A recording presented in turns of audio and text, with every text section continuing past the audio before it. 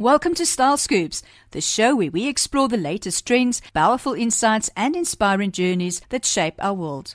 Today we have two extraordinary guests, Handcock and Landi Jac, renowned global entrepreneurs, thought leaders, and business strategists. With experience spanned in multiple countries and industries, they've mastered the art of blending business success with personal growth. From leadership and mindset shifts to the power of storytelling and the future of entrepreneurship, Mike and Landi bring a wealth of knowledge to the table.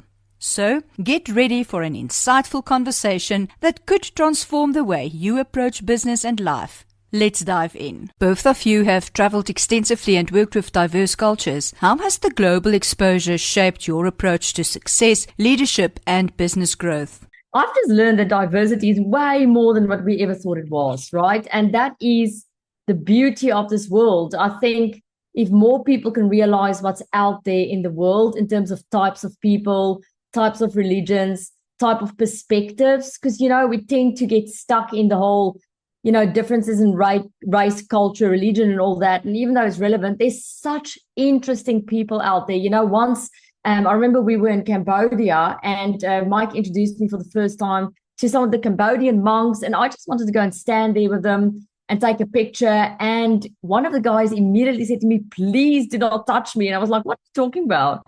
And I said, if you as a woman touch me in this culture, for me as a monk, I will literally lose all my studies as a monk right here and then. And I was like, what? And that's the type of stuff you want to learn about and that you want to know about. And I guess that makes you more of an inclusive leader, ultimately, if you really start considering other people, and their differences. Your work blends business strategy and personal development. What are some key mindset shifts that entrepreneurs can adopt to achieve both success and fulfillment? Well, I think step one is that any entrepreneur who wants to achieve success and fulfillment needs to understand the deep essence that's inside themselves. For instance, what they really love, what makes them tick. If I look at the three things that Landi is, she is a dancer. She is a deep explorer of sacred wisdom, and she is a global traveler. For me, I'm a musician. I am an explorer, and I am somebody who is very focused on the ancient cultures of the world. If those essences of ours are not able to come into our ordinary job or business, then it's unlikely that we're going to turn it into the great success that we hope it's going to be. I've met more than 100 people, probably more than 500 people, who have been fiscally successful and are so depressed and unhappy in their lives. And yet I've met so many people who are on their journey and loving their life because they're sharing the essence of them inside themselves. Storytelling plays a significant role in your speaking and mentoring. How can entrepreneurs leverage storytelling to create impact, build strong connections, and elevate their brands?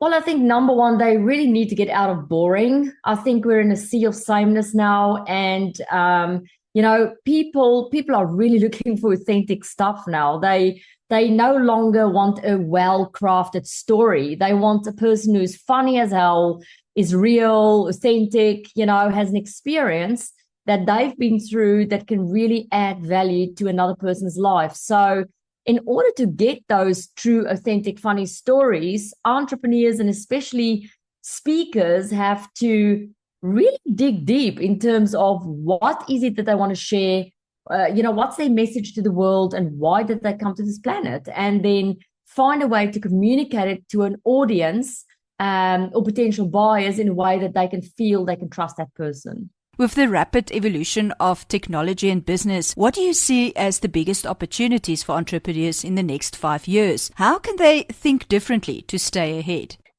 Well, I think for me, the biggest opportunities are to balance humanization and technology. So let me give you a practical example. I think every listener would agree to me that it's incredibly frustrating when you ring probably your bank and you've got a problem, and then their automated system asks you what the problem is. then it asks you something else, then it asks you something else, and then you go back into a loop at the start and you can't get to a person who can actually fix your problem.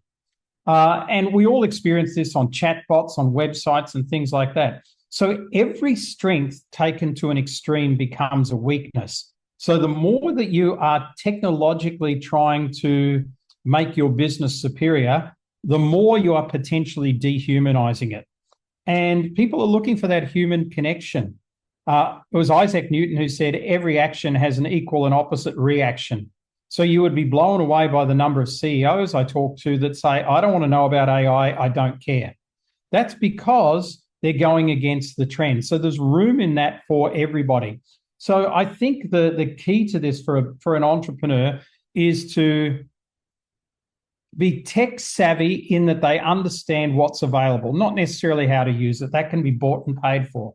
But they understand what's available that can help them. But by the same token, that they don't overcompensate that in their business and lose the human factor, which for many of them is probably what built their business to the point at the moment. Balancing a high-energy, jet-set lifestyle with leadership and innovation is no small feat. How do you both maintain balance, avoid burnout, and continue performing at your peak? For me, it's really just, taking a snapshot of your body, your mind, your spirit, and your emotions, and see where you are and being honest with yourself. If your emotions are low and you're not in control of your emotions, then you need to do something about it. And if your body is underperforming and you are overweight and you're eating wrong and you have massive allergies and asthma, then something needs to be done about it. And that's the same